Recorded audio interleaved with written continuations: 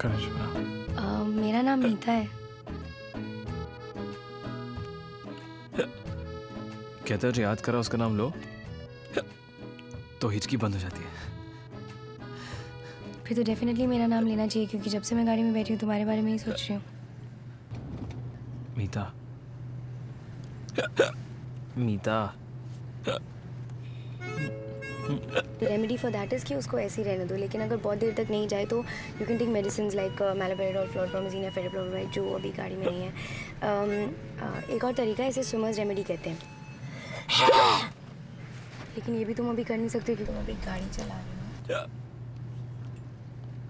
कर रही हो? पागल हो गया क्या? तीसरा तरीका शॉक